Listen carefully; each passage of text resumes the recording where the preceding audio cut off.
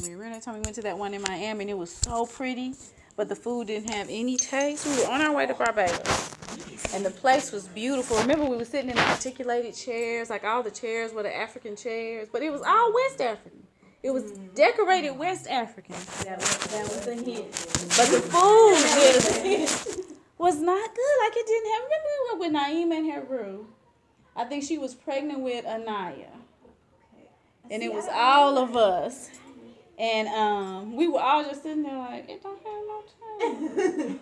It was completely bland, and we were just like, I mean, but it was so, it was just served to you so pretty. And then the whole place, it was like you were just in a West African palace.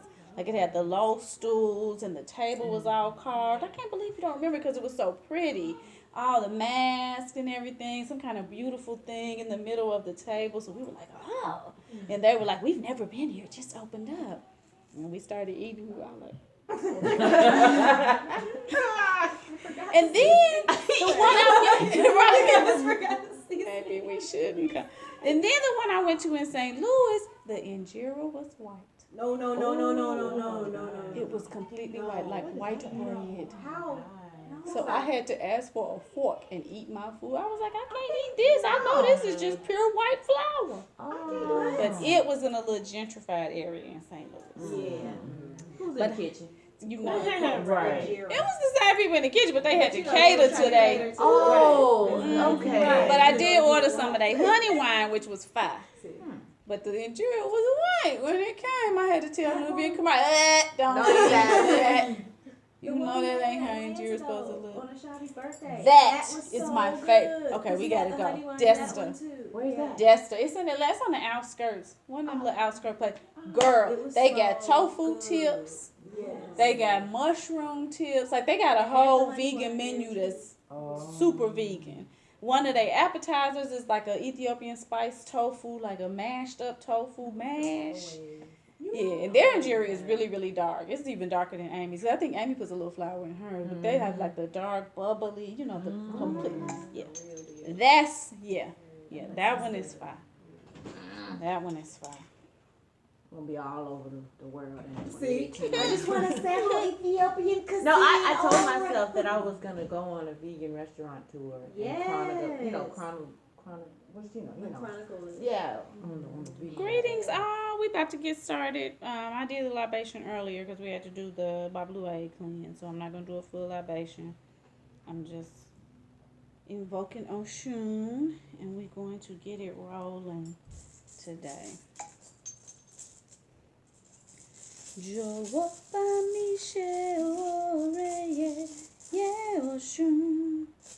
Jọ̀wọ́ bá mi ṣe oore yẹ Ọ̀ṣun. Adídìndín, adídìndín, Ọ̀ṣun ṣèkèṣí olúwoyà ìhù. Ọ̀ṣun mọ̀rí ẹyẹ àbẹ́ni àrọ̀ abẹ́bẹ̀ àrọ̀ Ọ̀ṣun. Wanikoila ile ke wanikoila ile iami ko yesun. Iye kari wayari bala kushe. Ibu ayana juba ya she. Okay. So let us see what is in store for us this year.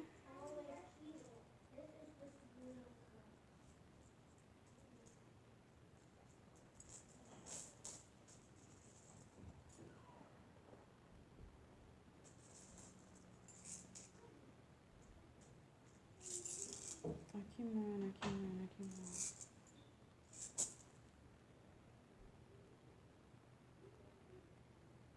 Okay, OD.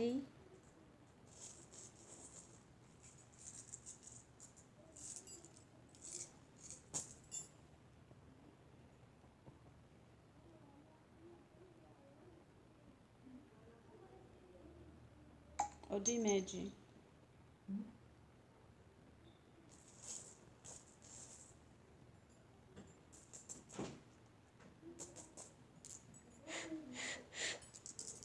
Ireta bibi.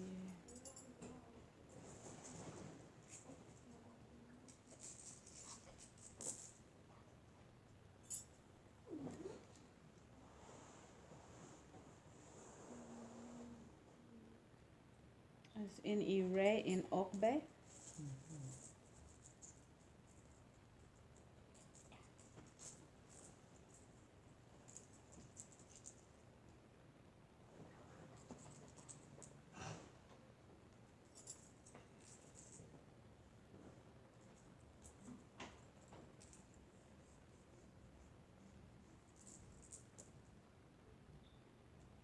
The ruling Orisha for the year is Ogun.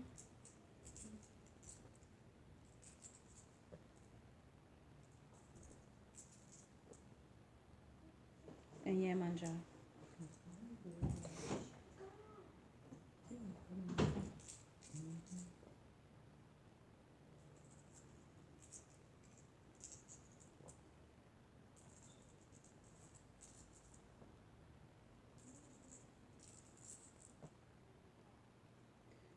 The best month to fast this year is going to be March.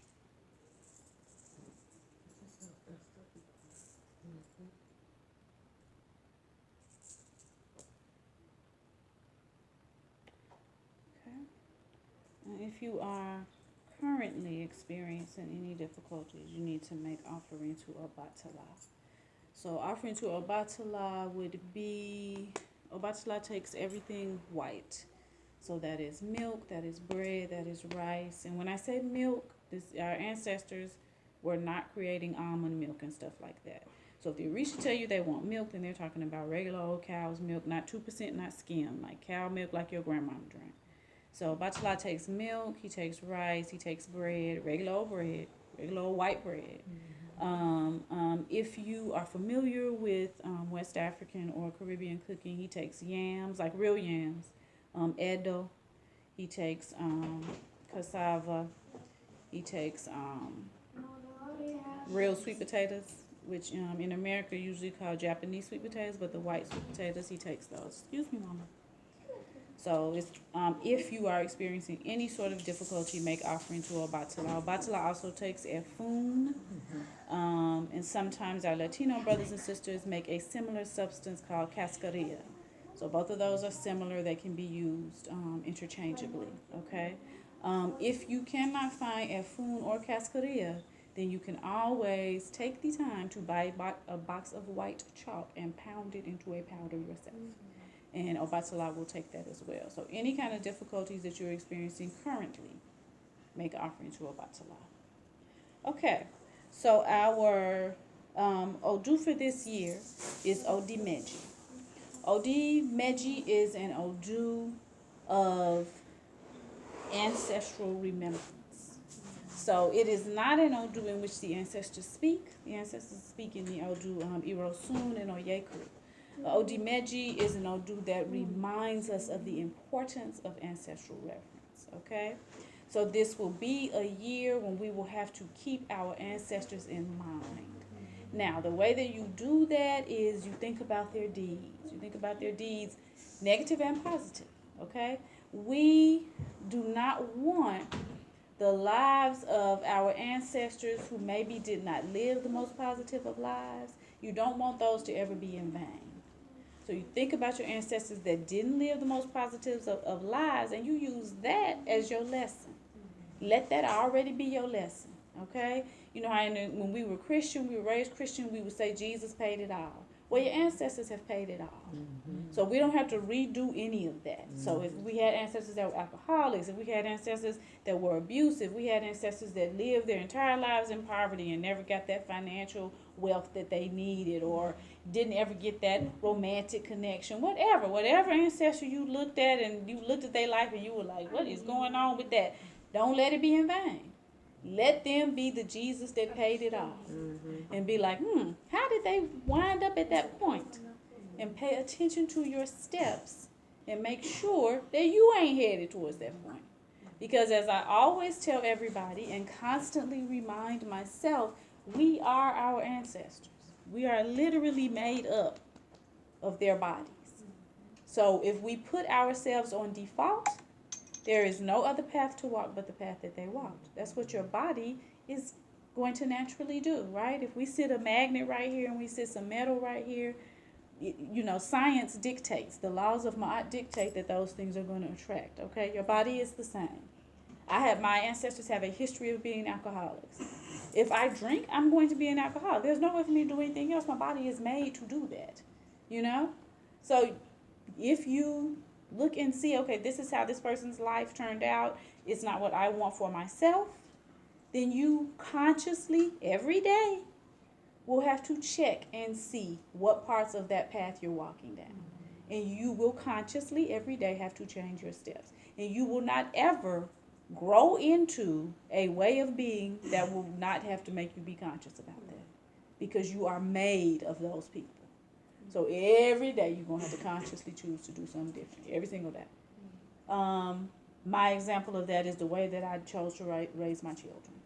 So I was raised in a specific type of way. I'm very grateful for it. My parents were as wonderful as they could possibly be in that time frame, in that time and place. But so many of those practices I did not want to implement with my children. So that was and still is conscious effort daily. Every time I get ready to talk to them, every time I get ready to discipline, I have to think, okay. Because if it's default, I'm going to stand here and sound just like my mom. I'm going to say exactly what she would have said in the same way that she would have said. I'm going to do exactly what she would have done in the same way that she would have done. And I know I don't want to do that because I wasn't pleased with the results.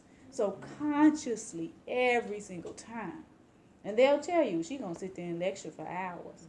Because it takes me that long to consciously not just say the first thing that was going to come to my mind. So that's my example of that. Now, that's the negative side of it. On the positive side, those ancestors that you had that, oh, wow, she was so financially successful. Oh, she had this magnificent marriage. Oh, she had this magnificent relationship with her children. Oh, she was a business mogul. Oh, she was a so-and-so in her community. My great-grandmother created the Columbia Art and Social Clubs. This was for all the bougie black women in my hometown. She created the club so that they could have their own club. Because obviously they weren't allowed in any of the other quote-unquote social clubs. So she created one for them. So that kind of stuff, if you look and you're like, okay, that calls to you, then the same thing. You have to look at the steps that the ancestors took to get to that. And you have to make sure that that's the path that you're walking on as well. Okay? Always remember that your connection with your ancestors is constant. It is never broken. There's nothing that can break it. It is scientific. It is natural. It's never going anywhere. It is never going anywhere. So we are taught in this society to put a lot of emphasis on the physical and the mundane. And so I know when I first began to practice the tradition, I was so concerned about the things that had been lost. And I read this book, African Traditional Religions, I think, and Philosophies. It's by John S. Mbiti, Mbiti. And he kept saying over and over again, nothing is lost. Like, it's not African to think that anything is lost. The example that he gave was that when he was writing that very book, there was a specific proverb that he wanted to put in it that he couldn't remember. But he remembered that his grandfather would say that proverb frequently. So before he went to sleep, he said, Granddaddy, I need this proverb. I cannot remember it. And he went on to sleep. He woke up in the middle of the night. His grandfather was sitting at the foot of his bed, and he said, blah, blah, blah. He was like, okay, thank you. He woke up the next day, he was able to put it in the book. Nothing is ever lost. I've been in the kitchen before, and I've been like, okay, I want these greens to taste just like Nanny's greens. I can't remember none of what she put. I was a tomboy, so I wasn't never in the kitchen with nobody. I was outside playing. I was getting my legs cut up and climbing trees with my brothers and stealing people's fruit off their trees and running through people's pastures and having bulls chase me and stuff. I was out doing what the boys did, so I was never in the kitchen. So my sisters can tell you, no, she never put that in there, because they were in the kitchen. Well, I wasn't in the kitchen with nobody. I was, as far as I knew, until I was 11, I was a boy. And that's when my grandmother said, you have to put a shirt on. You can no longer be outside with no shirt. And I was angry with her because I had just ran with them. So whatever they got up and put on, that's what I got up and put on. I would run with them. And one day she called me up on the porch like, nah, them days is done, my friend. go put a shirt on, you know. So I don't have the type of recollection that my older sisters have of her recipes and things like that. So I have been in the kitchen and been like, okay, I'm gonna open this seasoned cabinet, and you gonna point me to the ones that I need to put in here and make it taste the way you used to make it taste. It's like this sweet potato pie is just tasting like sweet potato. Yeah. So what did you put in it? Like I want it to taste like pie, you know. And then you'll know. The connection cannot be broken. You can't. There's no breaking of a connection of the people whose womb you grew inside. It can't be broken. It's there. So all you have to do is ask and be open and walk in it. Walk in your conversation with your ancestors daily. Don't ever let it be over. Let it be a constant communication. I sometimes be like, what are we doing, y'all? Why am I here? Y'all, why are we over here? I'm talking to them constantly. And y'all know that I ain't got no business being over here, you know? Constant communication. So that those steps that you want to take towards those positive things that you may not physically remember can just be given to you. They would love to just give it to you. So just ask. Y'all were able to achieve this, this, and this. I want to do this, this, and this. In a similar vein, y'all got to show me how to do it. Who do I need to go and talk to? What do I need to say? What should I even wear when I go? What type of attitude should I walk in with? What type of scent? What kind of oil do I need to put on? What should I bathe in before? Ask all of that. Ask all of that. Because the way that they achieved things was a whole thing. It wasn't, they didn't just wake up one day and say, I'm going to go buy this house. It's big enough for my kids and all my grandkids. That's not how that works. There was a whole process to it. So you want to know the whole process. Give me the whole process. Tell me the steps I have to take, and I'm going to start on that path of taking those steps. So don't feel like anything is lost. You get to have it however you want it, and you definitely have access, constant access to your ancestors just by virtue of your being. So always use that access. Your DNA allows you to speak to them. So always use that access. In my family, my uncle did all of our ancestral, tracing back, our roots and everything like that. And we can only go so far back.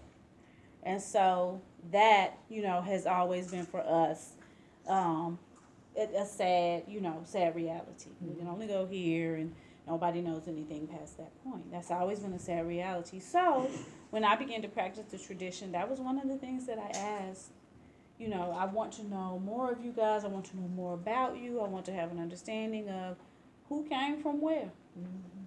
And so I was led to an archive that I didn't even know existed, right here in Nashville. It was like, this is the archive of everybody that was ever born in Tennessee, from 18 so-and-so up until now. So it has to be in here. I didn't even know that existed. That was right here in Nashville, in areas that I was always in. And I was like, oh, so I just go right in there? Yeah, go right in there. Type the name in. Everything has to come up because by a certain point, all births had to be, recorded. Whether it was a midwife born at home or whether it wasn't. Now, anything before that, we won't be able to get. But I was able to get information on ancestors that we didn't have that kind of access to before. So just remember that nothing is lost. All you have to do is ask them, and they can open the gateways and the pathways for you to see what you need to see. So you want to follow in the footsteps of those ancestors that did the things that you want to do. Never wonder whether or not they did the things that you want to do. They did the things that you want to do. Okay? You are born into a lineage of a specific type of people. And that has always been the case, and that will always be the case. That is how we return from an African perspective. We are never concerned about coming back as a dog or an ant or something like that. You never have to be concerned that you're going to come back Filipino or Asian or something. That doesn't work like that from an African perspective. Now, there are traditions where it does work like that, so that is what their ancestors do. We don't negate what somebody else tells us that their ancestors do. So if your ancestors can come back as an ant, then that is your tradition. But from an African perspective, you will always be born into this same family. You have always been in this family, and you will always be in this family. You will always be a part of this lineage. That's not going anywhere. So, with that being said, this is why we have families of specific types of people. So, my family has always been the healers and the midwives and the psychics and the priestesses of wherever we were. That's always been the case. I grew up with that. That is who we are. Hence, I am who I am. There's no way to get away from it. You know, you can run from it as much as you want to. You're going to come back, and that's what you're going to be.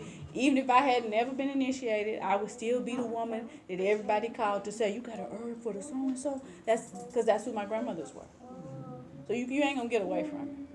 I decided to go ahead and get initiated and just embrace it. Okay, I'm going to go on and fully be her, you know. So whatever it is that your heart pulls you towards, guys, shh, Kelly, whatever your heart pulls you toward, excuse me, or your ori pulls you toward, know that yes, that's natural for your family. So don't even wonder. Don't be like, well, I only know people who did so and so and so and so. Know that it has to be somewhere in your lineage. And so rest in that and ask for those who did that to come to you. How were you successful in this? How did you feed your family with this? How did you buy property? Whatever it is you want to do. How did you do that with this? Because that's what I want to do. And they'll show you. They'll bring it to you. It is the nature of this world that we created to not be easy and simple. That's the nature of the world we live in is not easy or simple. That's just not the case.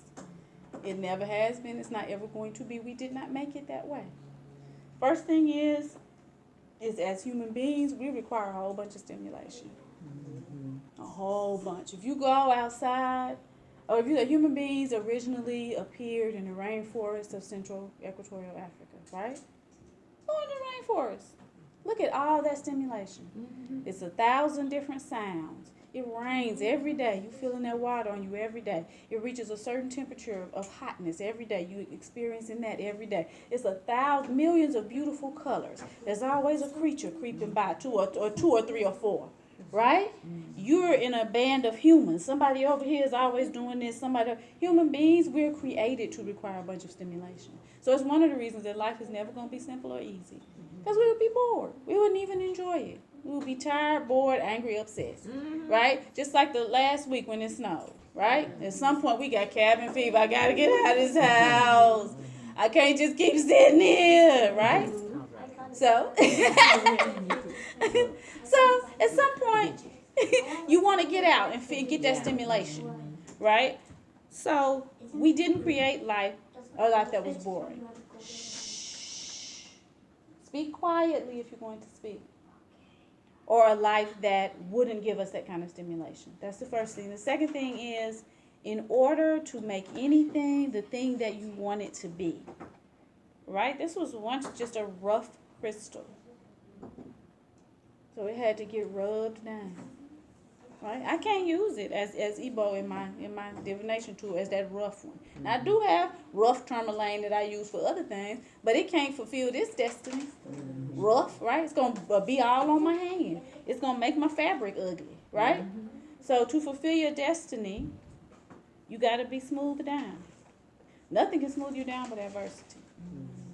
Right? Just like a stone is in the river, it has to bang up against other stones. It has to be rolled and tumbled by the roughness of the river to become a beautiful stone that we would want to use or wear or divine with. So life isn't easy.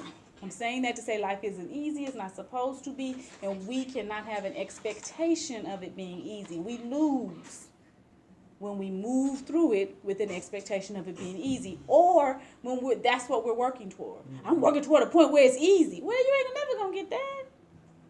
You created it. We created this whole thing. We didn't make it easy, so it ain't gonna ever get to a point where it's easy. It's not gonna happen. Saying that to say, whatever it is that you want to achieve in this lifetime, there is no adversity that can stop you from doing that except your own thoughts. That's it. Our ancestors achieved magnificent mind blowing things in times that were so much more difficult than these, right? Trump ain't got nothing on George Washington, who was actually owning slaves, who actually pulled African people's teeth to make himself a set of false teeth. Trump ain't got nothing on him. So we can't look at and say, well, in these times. No, that's an excuse. That's an excuse. Our grandmothers and great grandmothers were working literally daily in systems that were openly and honestly not acknowledging them as human in any way. And look at all that they did. Look at all the things our grandfathers did. Mind-blowing feats, huge acreages of land, all type of things growing. Look at the things they gave their children, the things that they did. We don't have any excuse. Life is not ever going to be easy. So you got to look at adversity squarely in the face. See it for what it is. Know it for what it is. I ain't saying snuggle up with it and try to be his friend. But I'm saying know it for what it is and be like, okay, well, this is the obstacle we overcome. Right? My grandmother had to overcome who? Who was Roosevelt and whoever else was in office when she was my age, right? That's who they was overcoming. Okay, well, this is the obstacle I'm going to overcome. They did it under much worse circumstances. There's nothing that will keep us from achieving what we want to achieve except ourselves. Keep your eyes on the lives of your ancestors. Allow your ancestors to always uplift you, to always fill you with strength and courage. Imagine the amount of courage that they had to do the things that they did. And so that's yours. You get to have that. So ask them and constantly be taking from that. Okay, that's mine. I get to have that amount of courage. Okay? And don't be afraid to be the type of person that your ancestors were and are. Sometimes we say, oh, well, my grandmothers and my great-grandmothers were like this, and so I'm going to go over here and be this kind of woman. Don't be afraid to just go on and be whatever kind of person they were, okay? I'm not talking about the negative. I'm talking about the audaciousness. Some of the stuff that they did that people were like, I can't believe she did that. That's the part I'm saying. Don't be afraid to do that, okay? Because you're going to wind up doing it anyway. So the time you spend resisting it and saying, I'm not going to ever have nobody looking at me and saying they can't believe what I'm doing, the time you spend doing that is wasted. Because at the end of the day, you're going to be doing it anyway. So go ahead and embrace that as often as you possibly can. And always ask for the assistance of your ancestors. View historical events from the perspective of your ancestors. Historical events are shown to us from a white patriarchal lens. This has nothing to do with the perspective of our ancestors. So when you're viewing a historical event, well, what was my grandma doing when that was going on? Right? This helps you to always be centered. And always be centered in the mindset of your ancestors. When you are over here and you're allowing yourself to be centered in someone else's mindset, you are experiencing a type of psychosis. And it is dangerous for you. It is dangerous for you mentally, emotionally, spiritually, which then becomes dangerous for you physically. So stop doing that. If we talk about Martin Luther King, if we talk about the civil rights movement, we talk about segregation, integration, all of those things, you have to look at them from the perspective of your ancestors. Or your mind is constantly going to be being pulled into in a way that is harmful for you. So when you say this year's Odu is Odimeji, be looking at stuff from the perspective of your ancestors. And look at current events from your perspective. How does that affect me? If it does not affect you, let people do whatever it is that they do. It ain't your business. Let people do their thing. And that don't mean you can't sit up with your girl and be like, that show is crazy what they doing. I'm not saying that. But I'm saying don't meddle in it. Let people do their thing. Because everybody's just trying to figure out how to fulfill their destiny. So give them the opportunity to do that. It gets to look crazy to you. Because what you doing looks crazy to them. Let people do their thing. So view current events from your perspective. Okay, how is this going to affect me? How is this going to affect people that are close to me? How is this going to affect my family? This way you stay centered. Odimeji is telling us, be centered in your ancestral thought. This is how you do it. Put yourself in here.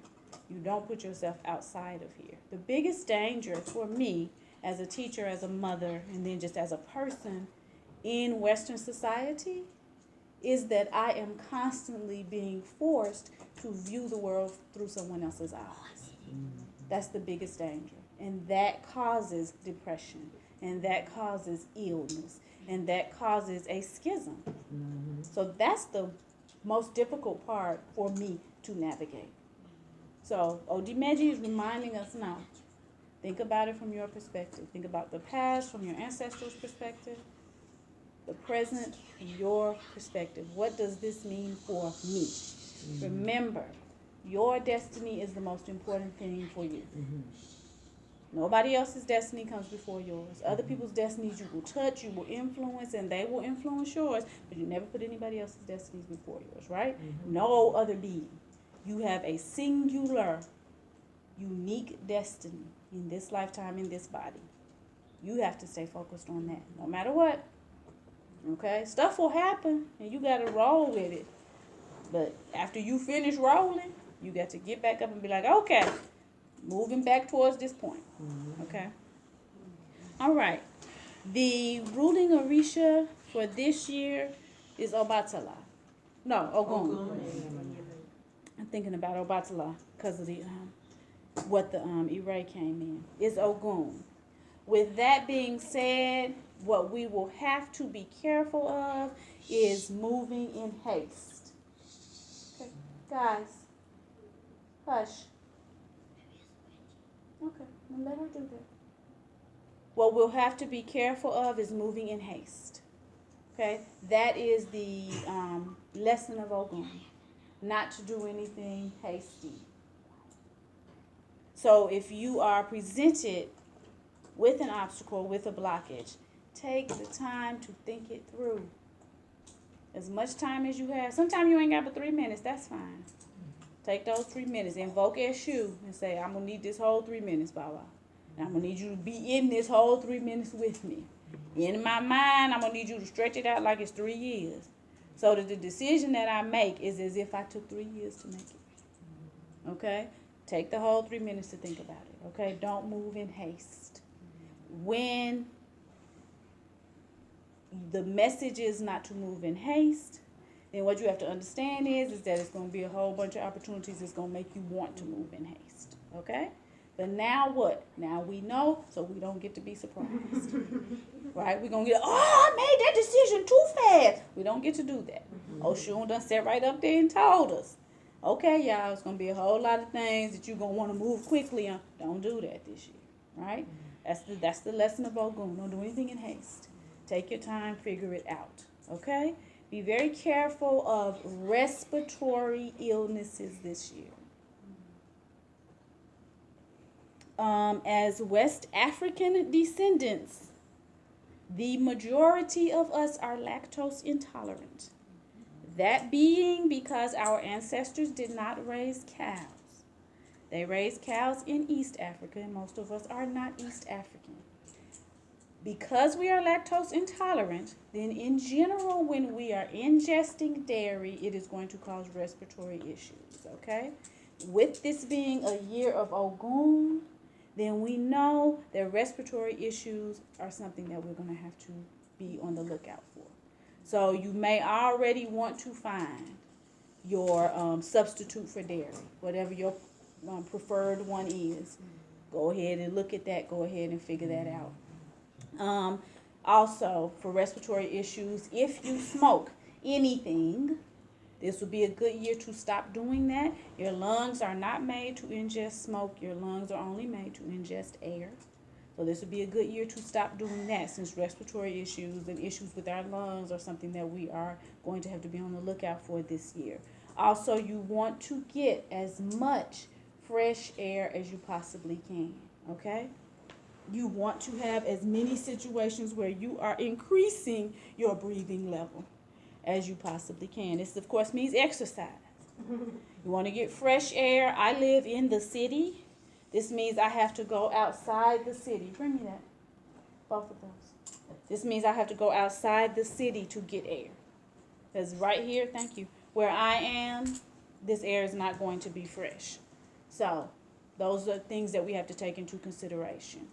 You may want to begin to learn ancient breathing practices and implement those in your everyday meditation and prayer. All these things will be good for your lungs and keep you from dealing with respiratory issues, okay?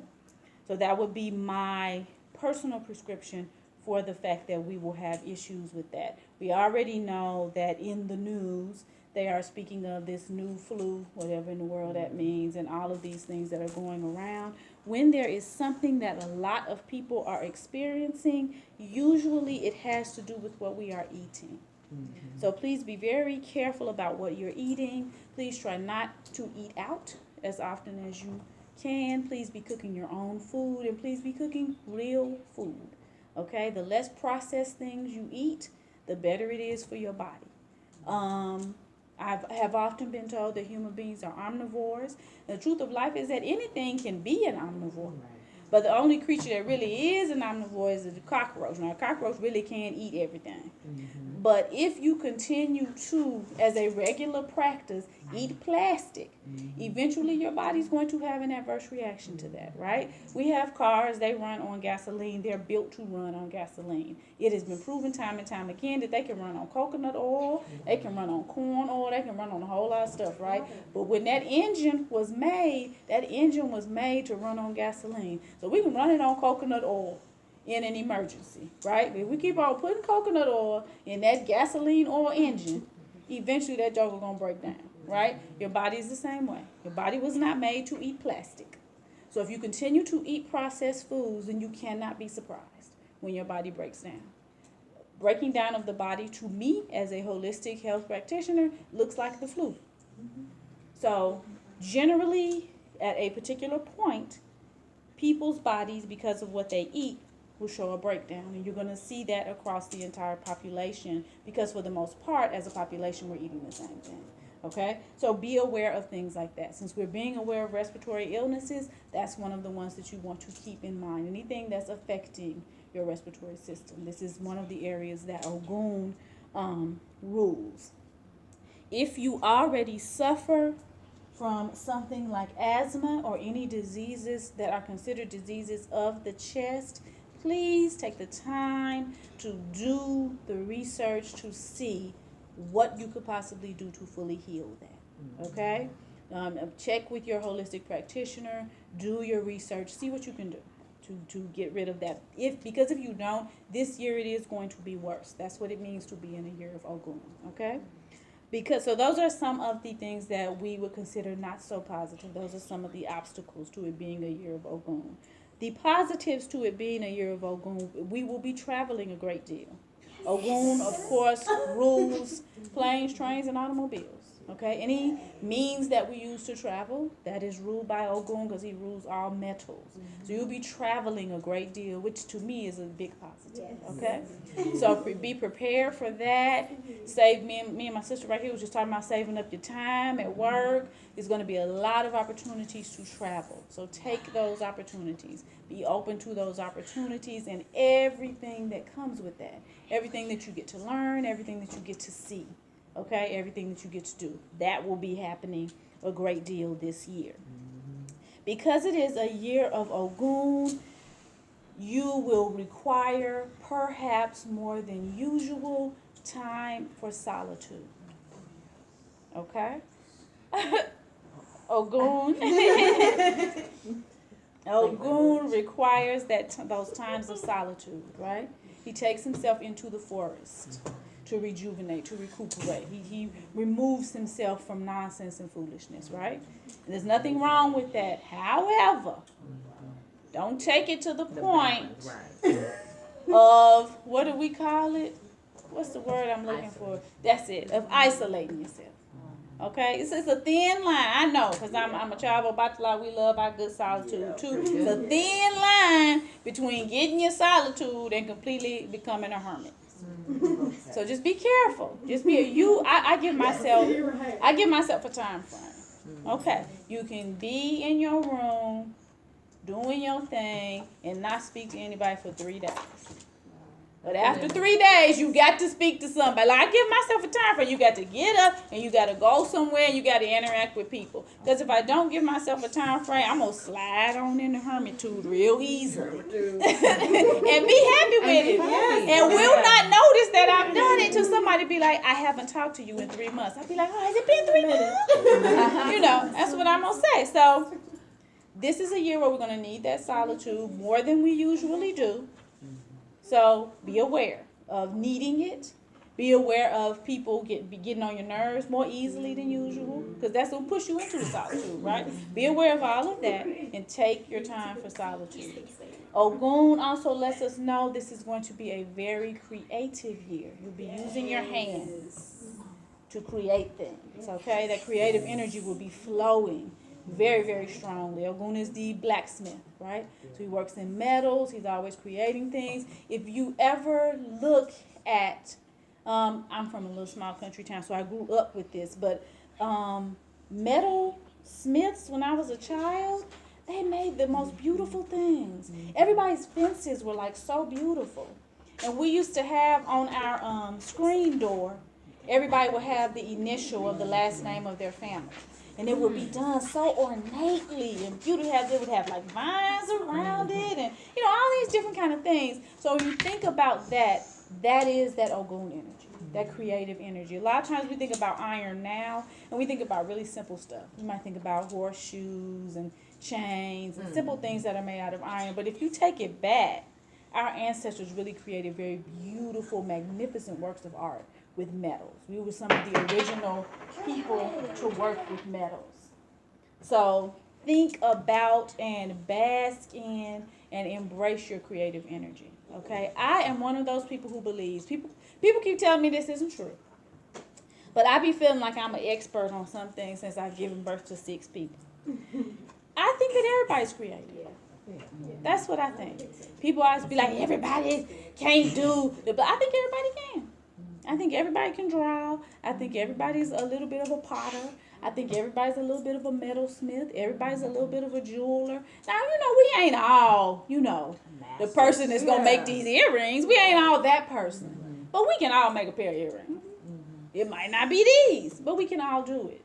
So this is a year to explore that. That will help you to feel more fulfilled this year. That will help you to center yourself and be at peace. That creative energy, because we have this Ogun at the helm, will be at the forefront. Okay. Ogun, of course, is the deity of war. Okay? So get your martial skills up. Right? Get your martial skills up. See? What Black Panther coming out? See? Everyone goes see Black Panther. I got my VIP pass. Do what you got to do. So get your martial skills up. Take your martial arts classes. Take your girl, me too. I got to get back on my kickboxing. Take your kickboxing classes. Get your gun. Go to the gun range. Take your archery classes. Get your martial skills up. This is that warrior energy that's flooding our lives this year. Fairway and Nubia.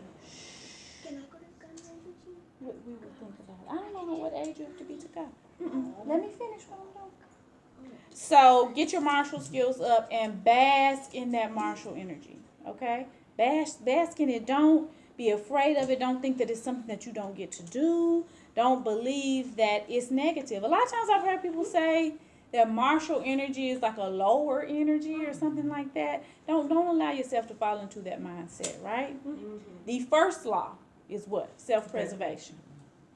First law of the universe. Every animal will do it, right?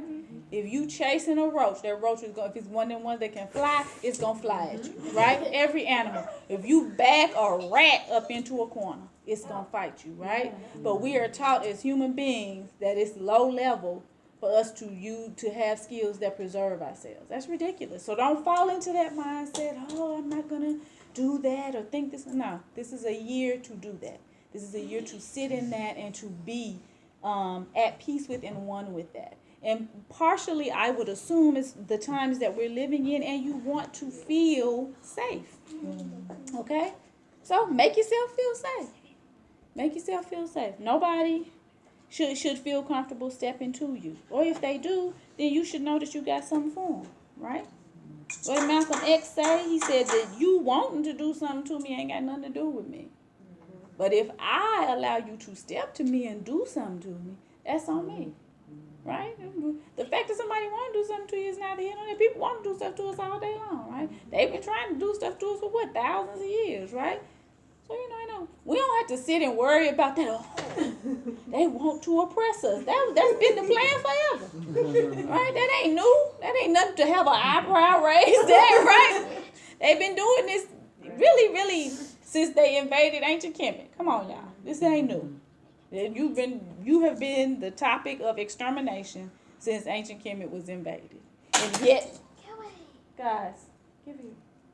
And yet we still all sit here. Put it in my hand. No, give it back to him. Put it in my hand, sir. Thank you. And yet we still all sit here, right? Mm-hmm. So, no, we ain't got to worry about whether or not people want to exterminate us. That ain't the worry. But you worry about if somebody steps to you in your personal space, what you got for them, right? Mm-hmm. What you got on it, right? My mother was a smaller woman than I am. She was a sharpshooter with a pearl-handled .22, right? And when I was 16 and it came time for her to be able to leave her home with me if she went out of town or wherever she decided to go on the weekends, then she would put a bullet in it and she would put it in her bedside table.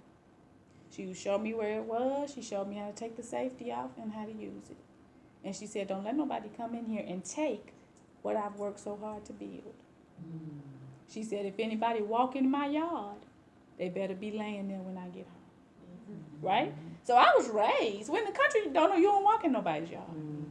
So I'm from the country. It is an offense to walk in somebody's yard. Yeah. And if you walk in somebody's yard, the next thing you expect to hear is ch-ch, because you don't walk in nobody's yard. So I wasn't raised with the mindset of protecting your own as being something low and something strange. I come from a place where everybody fully expects you to protect your own. So ain't nobody gonna come in my mama's yard. They knew better than that.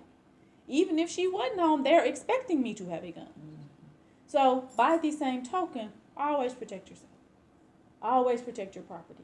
Always protect the people who you are responsible for. There's nothing wrong with that. That is what is expected of you. And the chips fall where they may after that, They ain't gonna fall where they may because we got the Orisha, but the chips gonna fall after that. Right? We got it. We got it. Ogun also rules court cases. So anything over that, anything in that area, you know that you will be victorious. You will have to make offerings to Ogun for that. That's what he rules. So we may be doing a lot of that this year. But you will petition Ogun for that, right? Those are the things that Ogun is the law. Okay? So these are the areas that he rules. Okay? We will have victory in those areas once we petition Ogun. Okay? Now, who was the female deity? Yemanjah. Okay, so having Yemanjah as our ruling female Orisha for this year means that there will be many, many, many opportunities and situations that will require us to be nurtured. Do not shy away from them. Take your nurture and take your love, right? Get it as you need it. Soak it up. I talked to my friends. I was talking to one of my best friends when I was in Barbados. And my goddaughter is 12. And she was saying, how old do you think she will be when she stops trying to get into bed with me? And I said, I didn't stop getting into bed with my mom until I went away to college. Right? Didn't stop. Right. My children haven't ever really stopped. So what that means to me is that in this society, we have a very unnatural unrealistic expectation of human development and human interaction. Okay? We need each other. Okay? We need that mothering energy much more than we are allowed to admit in this society. Okay? In a normal society, children are nursed generally until they're 4 or 5 years old. Okay?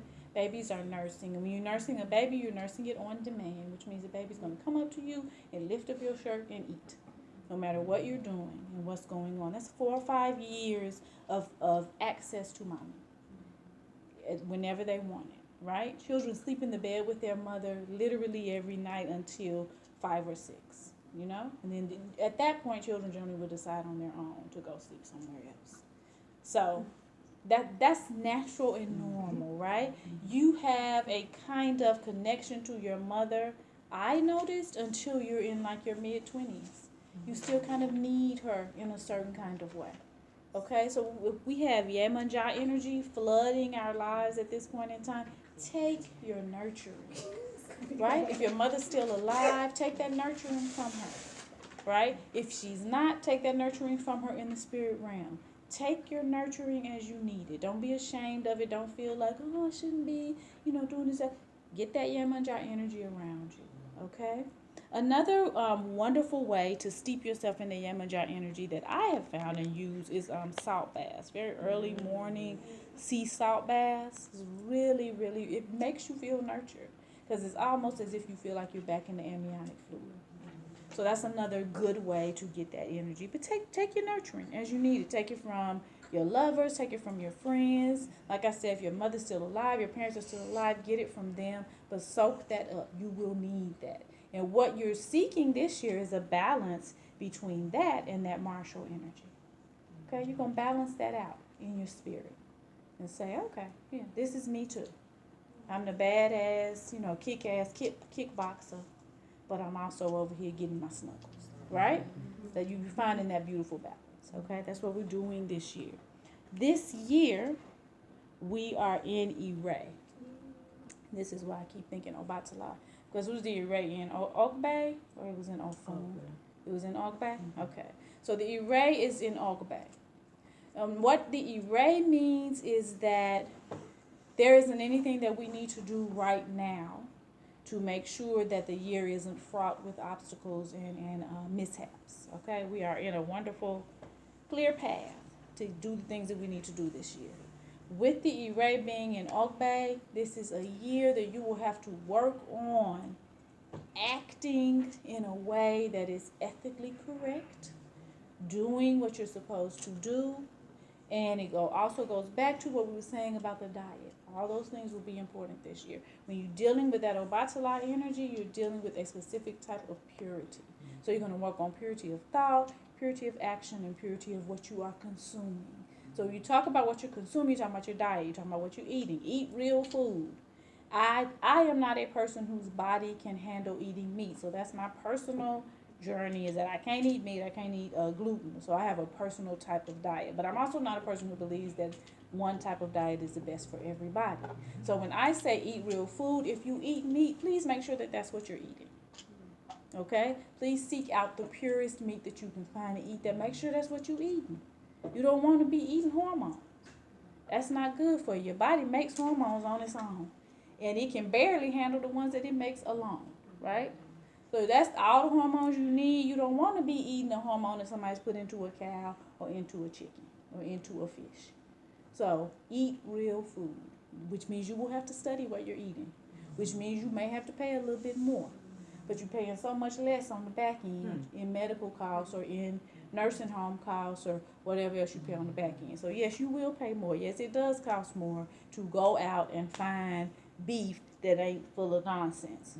But when you turn, 70, 80 years old, you don't have all that nonsense in your body either. So to me, it balances out, okay? One of my biggest expenditures is my food. But for me, it balances out. I'm rarely ever sick, They're rarely ever sick, so it balances out. So make sure you're eating real food. It's an Obatala year. Because it is an Obatala year, that's why I asked. Then what would be a good time for us to fast? because fasting is a way of keeping your body pure and clean. And so Oshun said that the best month for us to fast this year would be March. Now, there are those of us who have our own personal fasting schedules, so I'm not saying don't follow that. But if you're a person who doesn't necessarily have a schedule, then please consider doing a fast in March. If you do a fast in March, generally the best time to cleanse in that month is around the spring equinox, which would be the 21st. So you may want to do a fast up until the 21st, or you may want to start a fast on the 21st. So that is the good year for doing that. What offerings did I say at the beginning? But who else did I say we needed to make offerings to somebody else? You just said At the very beginning? One of my, Monique asked a question. She Mhm. asked, how do you go about making the offering to Obatala? Okay, that's a good question. Mm-hmm. Obatala offerings, generally you're going to create whatever the food is, and then you want to take that and put it in a high place. Every city generally has like a high hill or something like that. You want to take it and put it at the top of that hill. If you have a nice high hill in your neighborhood, in your apartment complex, that's fine too. If you live in a place that has mountains, that of course is the optimum. But you want to put it in the highest place that you possibly can. Put it on a white plate. Go invest in a nice little white saucer. You don't really want to put your offerings in styrofoam or anything like that. Okay, you want it to be something that's actually nice, because what you put into the offering is what you're going to get back. So go invest in a nice little white saucer. Put your rice on there. Put your yams on there. Shea butter is also the white kind of shea butter, which we actually call ori butter. In the Yoruba tradition, is actually a good offering for Obatala. You can put your shea butter on there. Whatever you're going to offer, put on a nice white plate. Put it at the highest place that you can find, or the highest place that comes to your mind when you think about making the offering. And you're going to leave it there. That is how you do your offerings to Obatala. In nature. If anyone here wants to make an offering to Obatala, I have Obatala. So you can bring the offering to me and I will present it to him. So we can do it that way. If you live somewhere where you know someone who is a priest or priestess of Obatala, or who has the deity of Obatala, then you can leave it with them as well. But if that's not the case, then that's fine. The Orisha are in your DNA as a person of West African descent, so you can go on, take it on to a high place. Tell Baba what you need protection from. Tell him exactly what you are making this offering for, the reasons that you're making the offering, and rest assured that whatever you've done it for, he is accepted. Okay? So that's how you would do it. I did have a question about, we spoke about Yemunja. Mm-hmm. For women in the marketplace, what does that mean this year? She is not necessarily ruling that particular area. Okay. But from the Yoruba traditional perspective, women rule the marketplace. So that's not necessarily her area, but because she's a Yoruba woman, is not necessarily not. Okay? So that would be a good Orisha to appeal to this year as far as business things are concerned. Okay?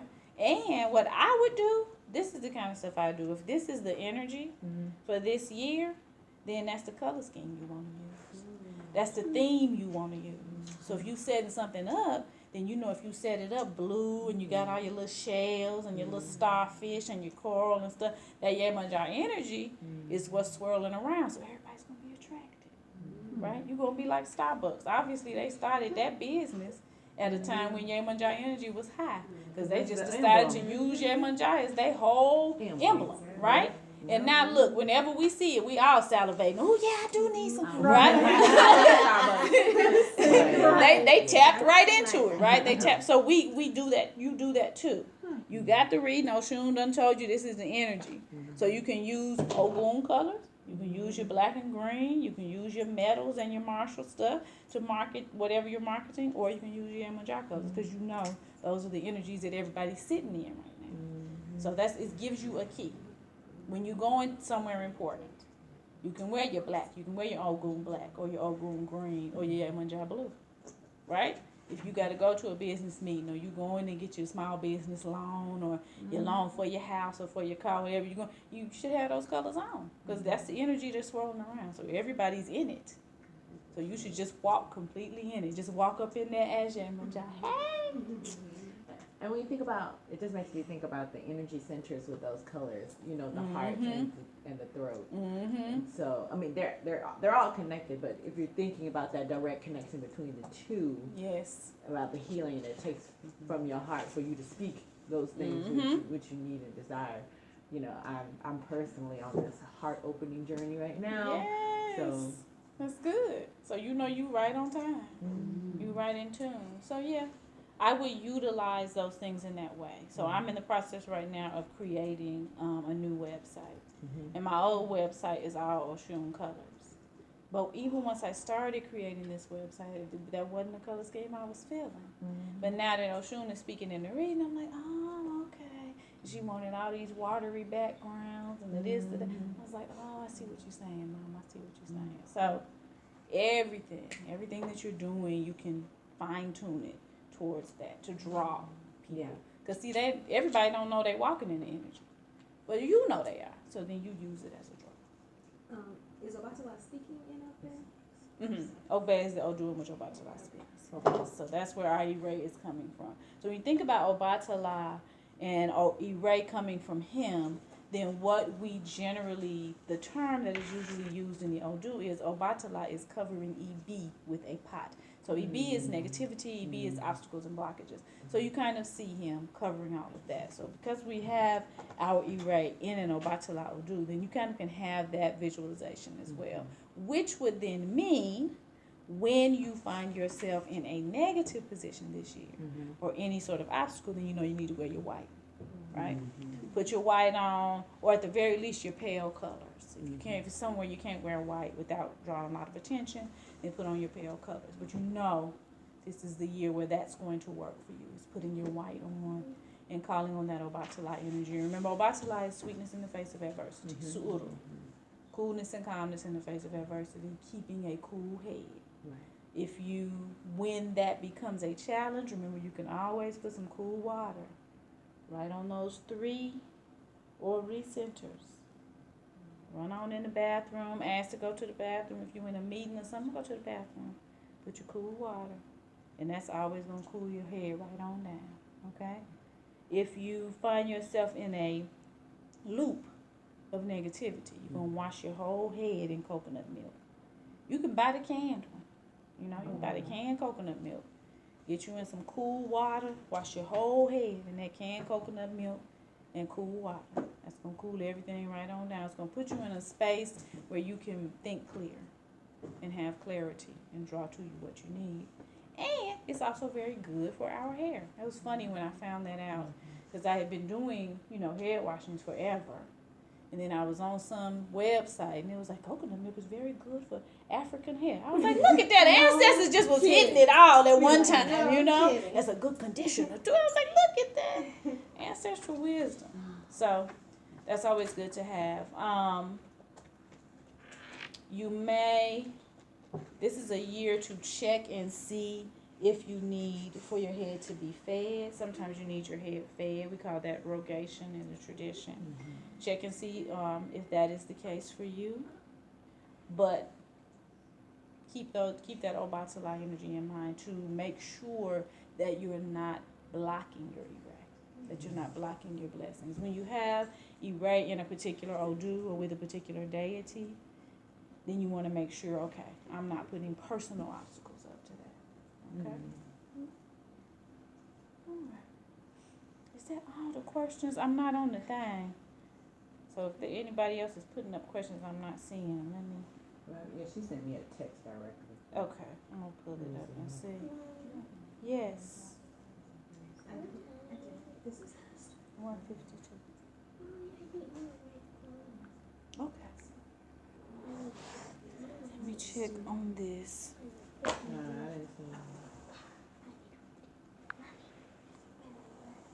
Hmm. I don't. Okay, let me see.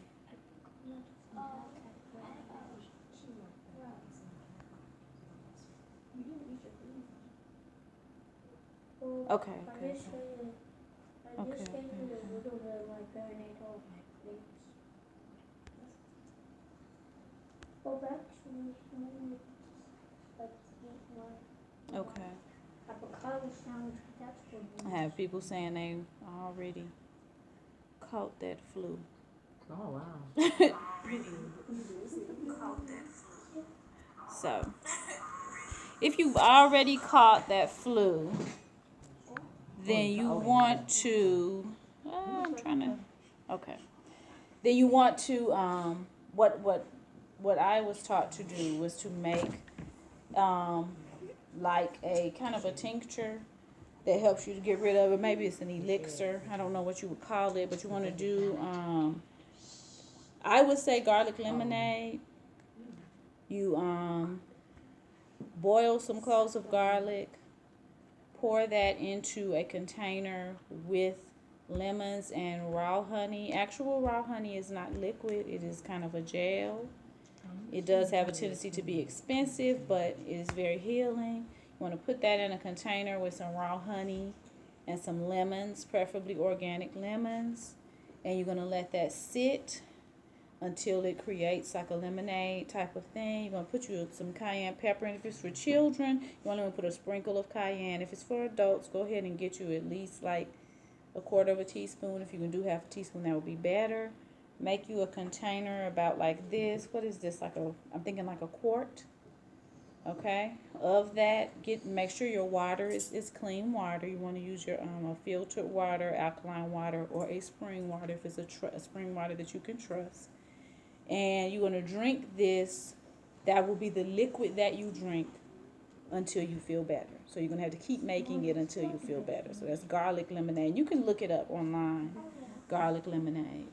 I also use golden seal for respiratory things. And there is also a honey that Kroger has begun to make. Kroger's organic line has begun to make that has garlic and cayenne pepper in it. And it is very, very hot, but it is quick. It acts really fast. So those would be the things that I would recommend if you already have that flu. You want to cease consuming any kind of dairy. I would say it would be best to fast on just citrus fruits until you feel better. Citrus fruits are cleansing, and get as much garlic into your system as possible. That is a natural antibiotic. So if you already have it, then those are the ways to get rid of it. You probably don't feel like eating anyway, so fasting shouldn't be that much of an issue. Go ahead and listen to your body. And you're going to force fluids. Drink and drink and drink and drink. You want to stay in the bathroom, urinating, and having bowel movements. You've got to push it on out of your system. And then don't introduce it back in. Like, don't eat stuff that has a lot of junk in it, and don't do any dairy. That would be my recommendation if you have the flu. Anybody have anything to add for wellness for the flu? Ginger, maybe add ginger to that. My daughter is saying add ginger as well. And I know a lot of people say that too. Some fresh ginger into your mixture as well is always very healing. Any other recommendations? Were preventative, you know what I'm saying? But now that you already have it, it does have to run its course. Yeah. So in the matter of eating live foods like a raw diet, Okay. just because it helps to clear out that mucus Okay. and a lot of water. Okay. Raw diet is what my other holistic practitioners are saying. Raw diet and a great deal of water. That's what's going to help you get out of your If system. you can't eat Right. raw like all the time, Yeah. really big green salad with a rainbow. Okay. Really big green salad with a rainbow of colors, which means you got a little bit of everything in there. And for me, if I can put lemon juice and olive oil and a little bit of spike seasoning on it, I can eat pretty much anything. That for me makes everything taste good. So even vegetables that I thought I didn't like, if they're raw, and if I put lemon juice and olive oil and spike them, then I can eat them, and some garlic. So you're gonna have to do that, and stop eating what everybody else is eating. Stop doing that. Sugar. Oh yeah. Yeah, sugar. Cut out sugar. Anything white, Yeah. Pretty. first of all, does not exist. There's nothing in nature that exists that's white or food-wise outside of roots.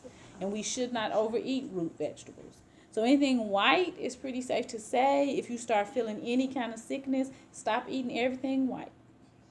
And stop it for a while. Stop it till you feel completely 100% and try not to even get back on it to the degree that we've been taught to eat it. But anything white is not, there's no such thing as white rice. Rice is not white.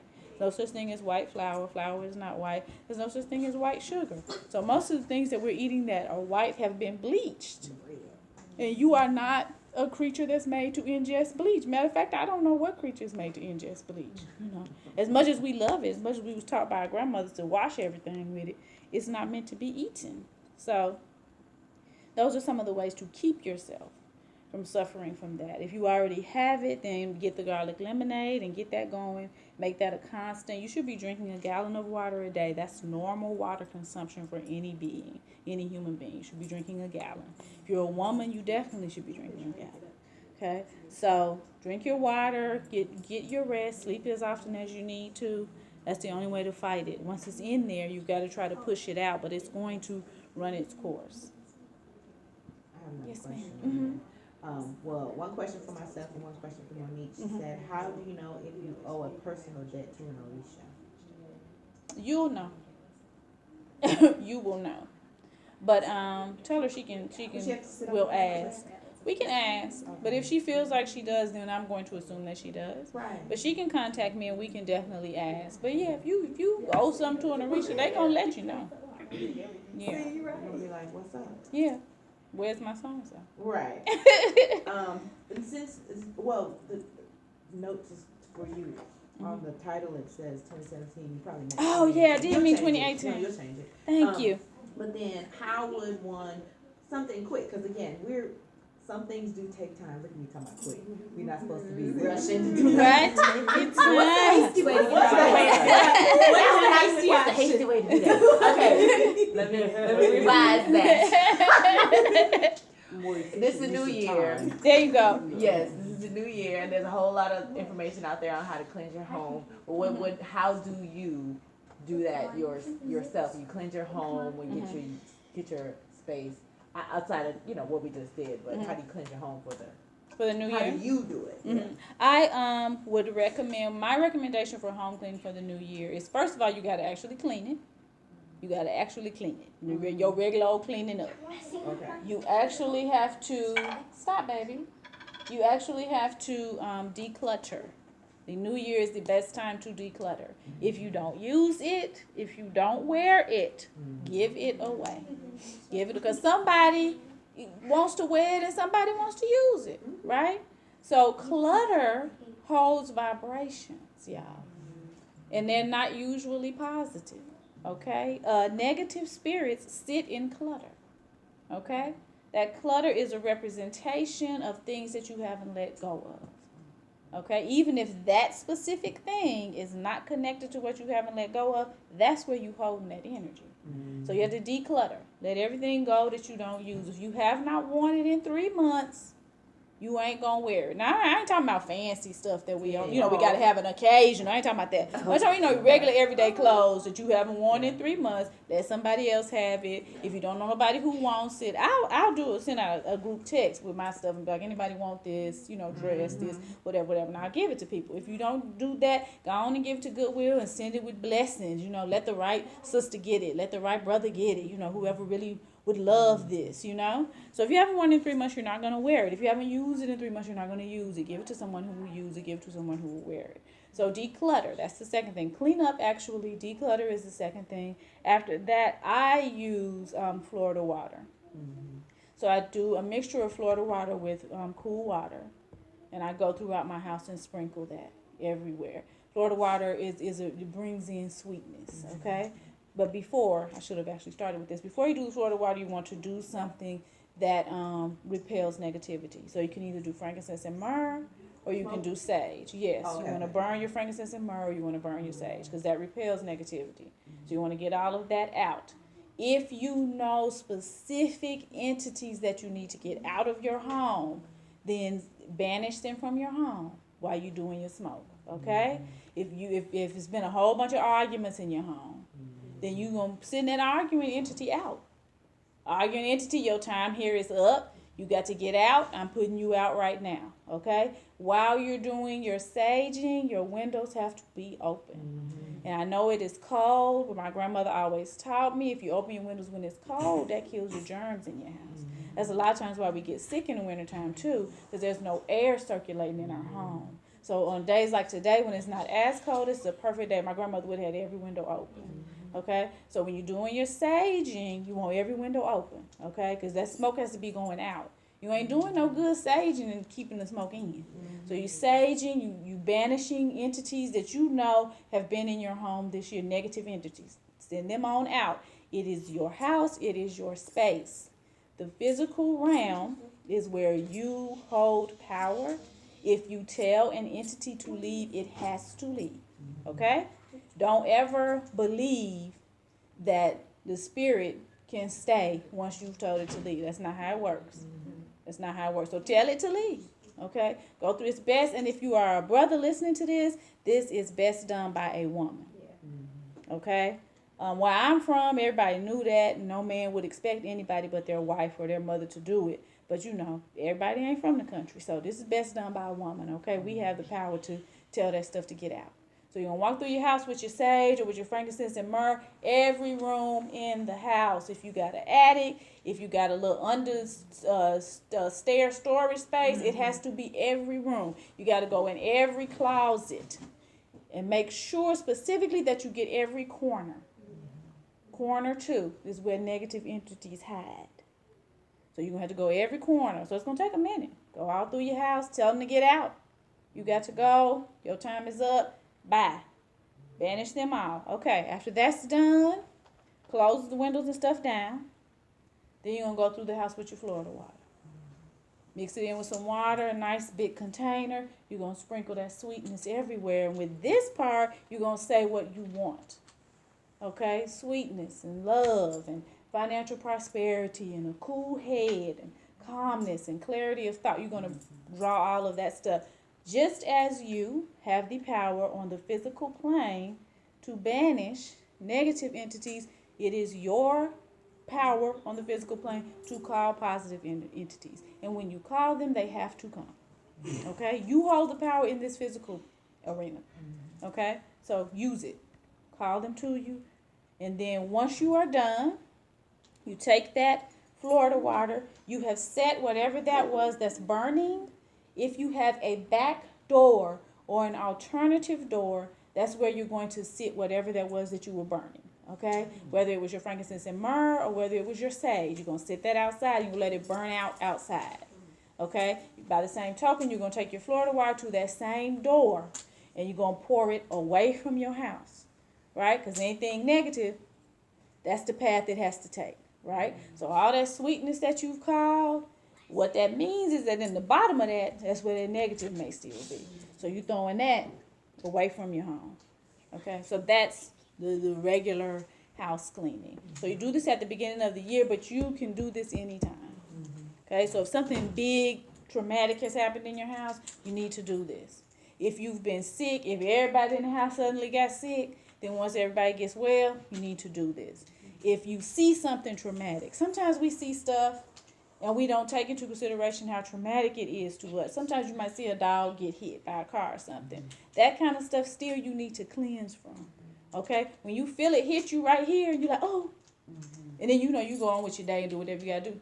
You're going to have to cleanse from that. That's an energy that you're bringing into your home. So this you do at the beginning of the year, but this you do anytime you need to do it. If you just can't get right, finances can't get right, love life can't get right, ain't nothing going right. You walk in your house and you feel down. Clean it out. That's your power. That's your space. And you control what happens in there. Where's a good place to put the things if you don't have a back door? Whatever, well, let me see, you don't have an alternative door, so you're going to have to use the front door. Okay.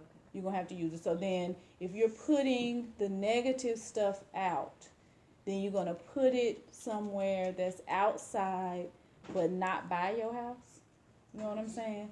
So because it's burning, you don't want to put it in the grass, That's what I was obviously, thinking. but put it like a further place on your in that concrete area, but away from your house. Okay, so you're gonna pretend like it's a different entrance. And you're gonna put it away from your house and keep an eye on it. When it's finished burning, then you can put it away like in the grass somewhere. Mm-hmm. But you're gonna throw the water out that same door. Mm-hmm. If you only have one door, then just use that one door. Can you Yes. do that same cleansing if you move into a new house? Yes, you have to. Okay. You have to. When you move into a new space, you have to cleanse it like that because you don't want whatever energy the people who lived there before you. You don't want that energy lingering Right. around.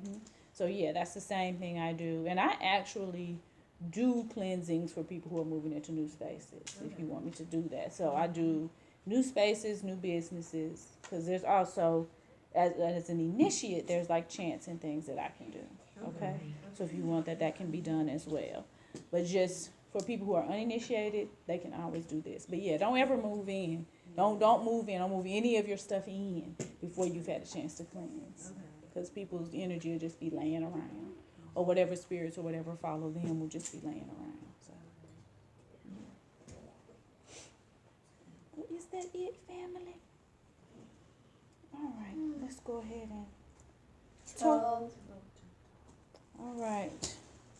We are thankful to Oshun for sharing her wisdom with us once again. And because we are here and have done this as a collective, then we have made an agreement to heed what we have been told. So we will be each other's accountability partners as well, okay? So remind each other, remind me. If you see me hastily doing something, be like, girl, remember we ain't supposed to be doing that, You see me out here, chowing down on something processed, be like, girl, be careful, watch it, mind what you're eating, help me.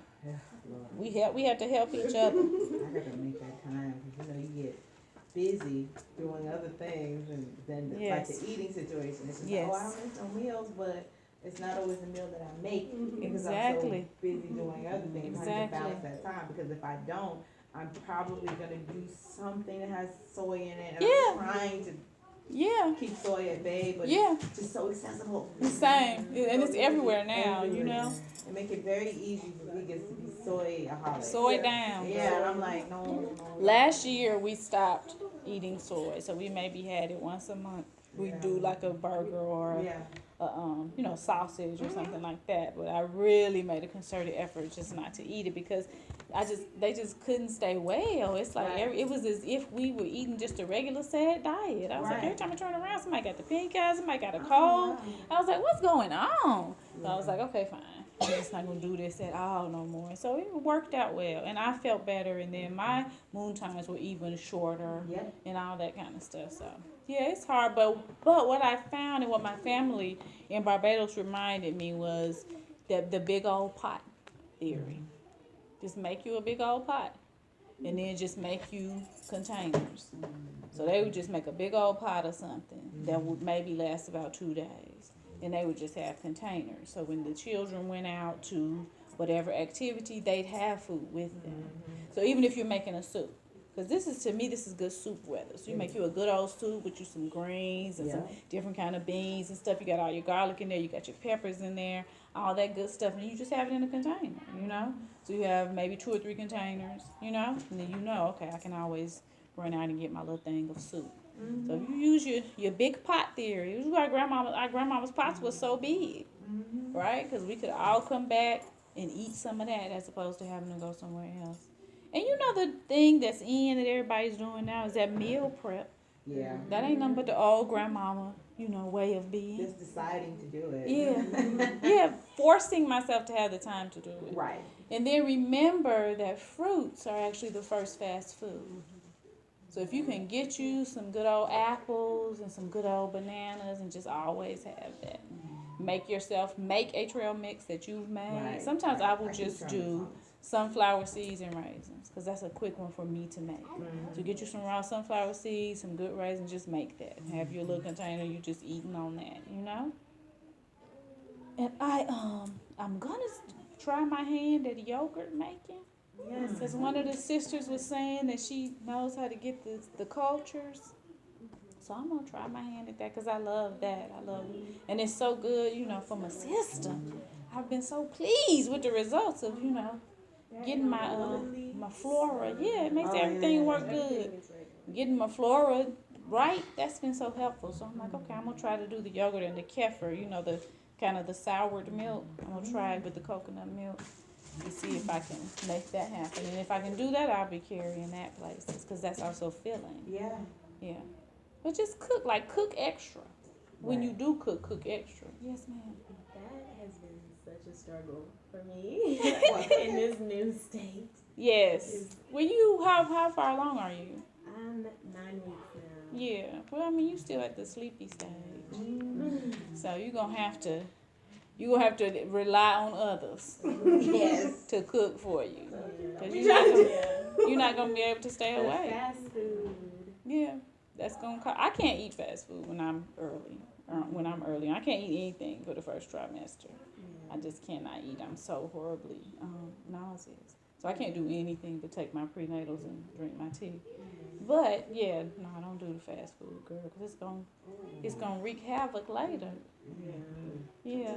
And then whatever you gain from fast food, that's just it's stubborn. It's impossible to get it out. But whatever you gain from regular food, that'll be gone like 2 or 3 days after you give birth. It'll just melt on off. So it's you might have to give him some recipes, like some easy recipes. He's been doing good at cooking, but it's just a lot. Yeah, it is. It costs a lot. So just try to cook big stuff. And Naya's good at budgeting. Oh, I'm And she makes healthy I'm stuff. good at budgeting too. She's good I'm to buying talk. my own laptop soon, so. Sir, but I that's not what we're talking about. budgeting and saving my money. You are. But she's good at budgeting for grocery stuff. So talk to her. She has a lot of good recipes that are not expensive. But I find that soup too, making soup saves a lot of money. So if you make like some really, really healthy soups, and for you may want to add a grain to it, like add some brown rice to it, just so it's nice and filling. So have a soup, but then have your brown rice as well, so it's filling, or quinoa or something like that. And then you'll just have to see what you can eat. When I was pregnant with Nubia, I ate fish. When I was pregnant with Nubia, when I was pregnant with her, It was a lot of fruit. I've been eating a lot of. That's good. That's what I did with Kamari. Yeah. I didn't crave anything but fruit. So I ate a lot and a lot. Gobs. Like we would get boxes of fruit delivered to the house. And I would eat. Just eat and eat and eat. So just see, just see. Your body will tell you exactly what it needs. And then just respond to that. Like, don't feel tied to anything. Respond to it. As long as you're eating real food, then, like I said, it will go away once the baby gets here. Cause I was eating chicken, but I was eating the chicken that Bocado was making, and it was the raw. I'm sorry, it was like the whatever fed chicken and blah blah blah, and he was cooking it or whatever. But I was eating chicken and fish. I've never been able to go that far. Bruh, I tried to eat some meat He's been making. That's all. and he's got so making. sick. It was like But you need more protein. I tasted something. Okay, so just listen to your body. If it's not making you sick, it was making me sick, so I couldn't do it. But if you need more protein, so definitely listen to your body and get as much protein as you need. I may have eaten eggs when I was pregnant with Nubia. I don't remember, but I know I ate a lot of fish when I was pregnant with her. So, cause just to get that extra protein, make sure you're taking your prenatals. Are you on? Like, did they give you prenatals, or are you doing the natural? Yeah, take those natural. Yes, Okay, the plant-based. yeah, And that's those ones I it's think you hard Yeah, to me take too. them. They are. They big and they. Yeah. That's what I was like. But you Yeah, gotta they put the sting. whole water in your mouth. You gotta put something in your mouth Yeah. and then like drown it and Yeah. let it go down. But if you break it in half, I gag every time I Yeah. take I would it, I just- gag. And I would go on strike against my vitamin. Yeah. Yeah, me once too. in a while, and then Yeah. mommy would be like, "Are you taking your prenatals?" And That's I'd be me. like, Lance, 3 weeks he's ago, I good did. about. He'll be like, "Here's an orange. Take Right. care." Like he's good about that. Yeah, just take it Water. with something like she's saying. Put something else in your mouth. Yeah. Don't smell it. You Don't have to hold your nose. Like, don't smell it. Cause I get nauseous taking them things now. That's not, Yeah, but they're so good. They're so, and they have those rainbows have everything. They have probiotics in them. They have everything that you need in excess. Whereas if you take the regular whatever prenatals they would give you, it doesn't have that high level of everything that you need. So I don't even ever waste time with whatever they give you. But with the rainbows, you should be good. In the next trimester, you need to start taking a calcium, magnesium supplement, a liquid one. And one of my old sister midwives taught me that. Because she said if you take calcium, magnesium, it'll make your baby calm. You'll have a calm baby. Yeah, and that's Where what you can want. I get that from? I feel like I got mine at Whole Foods. Or term trial. Yeah, Okay. They're good. yeah, The Yeah, magnesium supplement. yeah. You want it to be liquid so you can assimilate it. Right. But yeah, it's usually like milky-ish, so I may not want to always take it, but it's good. Like it really does make the baby calm. So that's really Or just important. Just cacao with high levels of magnesium. Though. See? See? Babies come out There's an chocolate. idea. See? So do that, but that'll be in the next. You don't have to start that this trimester. You start that next trimester, and then make sure you're drinking your water. And you should be doing red raspberry leaf tea. Okay. But she got I got a pregnancy too. Okay. Does it have it in there? I would suggest it. one that makes Okay. I would suggest it by itself. Do the pregnancy tea for now until it runs out. But after that, get the red raspberry by itself. You might have Okay, to, you wanna- the I've seen raspberry leaf tea, but Mhm. red raspberry Yeah. leaf tea, Yes. that's specific. I have And you red might have to raspberry. order Yeah. that because Yeah. like traditional medicinals and all those other things, it's not red. Yeah. It's just It's raspberry. just raspberry. Well, there's a loose tea and bead shop near my house, and Mhm. I get the red raspberry from there. Okay. Yeah. Yeah. Yeah. Which one? Just keep drinking that. It's called what is You know, where do you go? it's off of Charlotte, but it's called tea and bead spices something. Oh, like that. cool. Yeah. Yeah. Well, yeah, send me that Yeah, I information. know, When you 'cause drive yeah. back by, I need to go up there Take a myself. picture. And their bags are like this big for $5. What? Oh. Oh, we all got to go over there. I get my teas because